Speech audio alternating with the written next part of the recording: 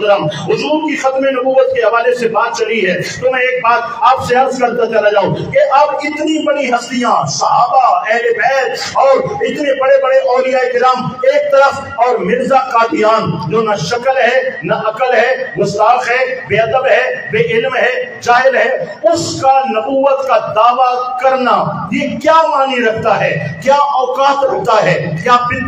پندی کا شوربہ اب بہرحال مرزا غلام قادیان باطل ہے جھوٹا ہے اور حضور کی ختم نبوت پر حملہ کرنے والا شخص ہے تاجدار ختم نبوت تحریک ختم نبوت آقا پاک کی محبت میں جو چلائی گئی اسلامی طور پر بھی قرآنی طور پر بھی اور آئینی طور پر بھی مرزائیوں کو غیر مسلم قرار دیا گیا کافر قرار دیا گیا اب سامعین محترم ایک تھا سینئر مرزا ایک ہے جونیئر مرزا سینئر جونیئر فرق جانتے ہیں نا بڑے کو سینئر کہتے ہیں چھوٹے کو جونیئر کہتے ہیں سینئر مرزا کا نام تھا مرزا غلام احمد یعنی وہاں بھی نام حضور کا استعمال ہوا اور جونیئر مرزا کا نام ہے مرزا محمد علی انجینئر اب یہاں بھی نام حضور کا استعمال ہوا دونوں کی پگڑیاں دیکھیں سٹائل ایک نظر آئے گا دونوں کی شکلیں دیکھیں آپ کو شکل بھی ایک نظر آئے گی طریقہ واردات مرزا غلام قادیان نے اللہ پاک کے انبیاء کرام کو تنقید کا نشانہ بنایا صحابہ کرام اور اہل بیت کو تنقید کا نشانہ بنایا ملت کے ہر ولی پر مرزا قادیان نے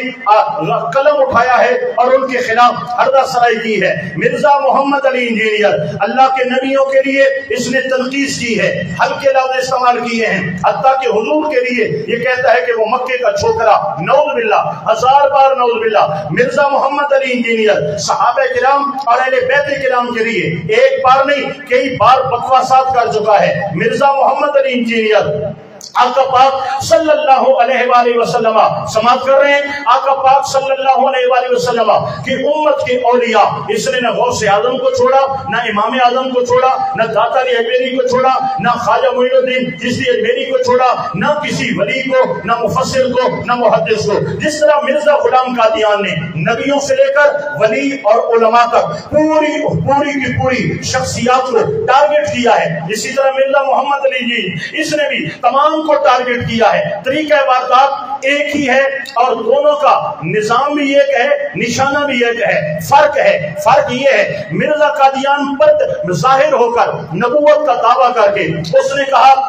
کہ جناب والا میں نبی ہوں اور ختم نبوت پہ حملہ کیا یہی وجہ تھی اس کو ڈکلیئر کرنے کے لیے آئین تحفظ ختم نبوت یہ پاس کیا گیا کہ ان کو مسلمان کہلانے کا حق چھین لیا جائے کیونکہ اسلامی بھیس میں وہ کئی مسلمانوں کو غرق کر رہے تھے اور تباہ کر رہے تھے لیکن پھر ایک انہی کی بستی سے انہی کا مسلمانوں کا لبادہ پہن کے پھر ایک جونیئر مرزا بیٹھا اور جس نے پہلے قوم کو یہ لگایا یہ ایسے ہیں یہ ایسے ہیں یہ ایسے ہیں اب آ کر وہ اپنی اصلیت پر آیا ہے اس کا آن دی ریکارڈ یہ بیان موجود ہے کہتا ہے کہ جب لاہور کے اندر حضرت پیر سید میر علی شاہ چشتی گیلانی رحمت اللہ تعالی علیہ کو للکارا تھا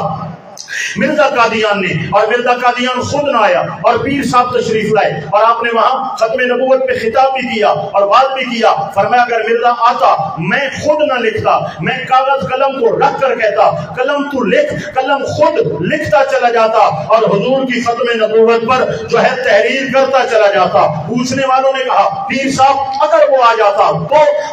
کیا ایسا کر لیتے فرمایا میں نے نہیں کہا تھا میں جب چلا تھا گورا شریف کی دھرتی سے حضور نبی پاک علیہ السلام نے رات خواب میں دیدار کرایا مجھ چند بدر شاشانی ہے مت جم کے لاٹ نورانی ہے کالی زلف سے اک مستانی ہے مخمور رکھی ہن مد بریاں اس صورت نو میں جان آکھاں جانان کے جانے جہان آکھاں سچ آکھاں تے رب دی شان آکھاں جس شان تو شانہ سب بڑیاں سبحان اللہ ما اجملکا ما اکملکا ما احسنکا کتھے مہر علی کتھے تیری ثنا گستاخ اکھیاں کتھے جاڑیاں فرمایا جب چلا تھا حضور نے دیدار کرایا اور فرمایا مہر علی تم میری ختم نبوت کے لیے جا رہے ہو ہمارا ہاتھ تمہاری پشت پر ہے جاؤ دعویٰ کرنا تمہارا کام ہے کر کے دکھانا ہمارا کام ہے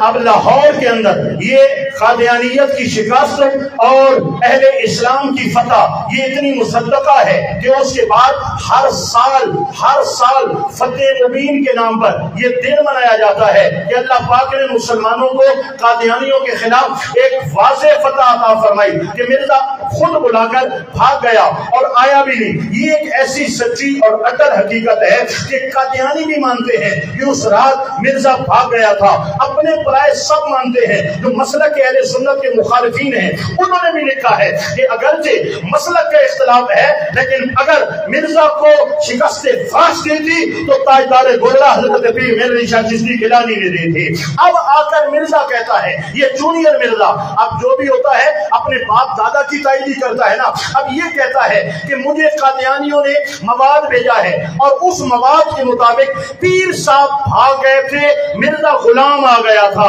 اب جو اس کے فالورز ہیں، جو مرزا محمد علی انجینئر کو چاہنے والے ہیں اور اس کی یاد میں چھپ کر علماء اور اولیاء صلحاء امام بخاری و مسلم اور مفسرین و محدثین اور اکابرین امت اور صحابہ اور اہل بیت کے خلاف بغض رکھنے والے ہیں، میں ان سے سوال کروں گا مرزا نے تمہیں کہاں لا کے کھڑا کر دیا ہے؟ اب ایمان بچاؤ گے یا مرزا کے پیچھے چلو گے؟ اگر تم یہ مانتے ہو کہ پیر مہر علی شاہ بھاگ گئے تھے اور مرزا کو فتح ملی تھی، اس کا مطلب کیا ہے کہ مرزا سچا ہے؟ اگر نعوذ باللہ سچا ہے تو ختم نبوت پر ڈاکہ ڈالا جا رہا ہے، ختم نبوت کا انکار کیا جا رہا ہے۔ اب تم بھی جاؤ گے بھاڑ میں اور تمہارا مرزا بھی جائے گا بھاڑ میں اور مرزا کے سارے فالوور جائیں گے بھاڑ میں جو ختم نبوت کے منکرین ہو کر اپنا ایمان ضائع کر رہے ہیں۔ اگر کسی کے کام تک آواز آ رہی ہے یا کوئی اس محفل میں بیٹھا ہے جو مرزا محمد علی انجینئر سے متاثر ہے، اپنا ایمان بچاؤ ورنہ کہاں کہاں اس کا ساتھ دو گے؟ وہ نبیوں کو پھونکتا رہا، تم ساتھ چلتے رہے، حضرت امیر معاویہ کو پھونکتا رہا، تم ساتھ چلتے رہے،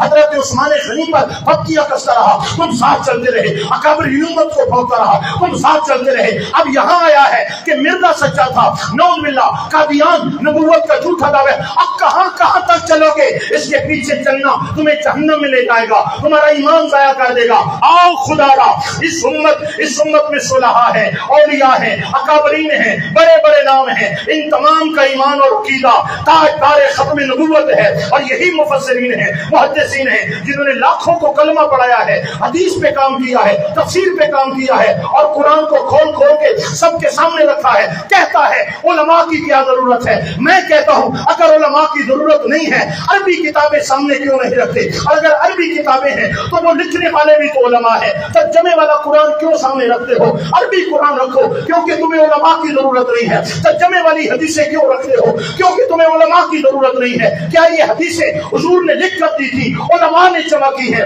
علماء نے لکھی ہے، یہ ترجمہ علماء نے کیا ہے۔ علماء کی لکھی ہوئی حدیثیں، علماء کے ترجمے، علماء کے قرآن کے ترجمے پڑھ پڑھ کر کہتا ہے علماء کی ضرورت نہیں ہے۔ سن لو، جب تک روئے زمین پر ایک بھی مسلمان زندہ ہے اس امت کو علماء کی بھی ضرورت ہے، رب کے قرآن کی بھی ضرورت ہے، مصطفیٰ کے فرمان کی بھی ضرورت ہے۔